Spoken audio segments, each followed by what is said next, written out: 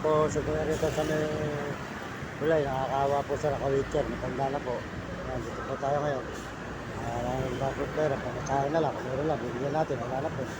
Bibigyan na po natin isa pa kanina.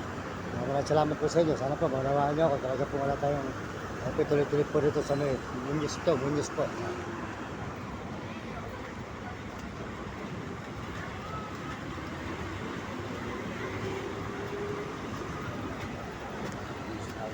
Ito si Kuya, mga idol.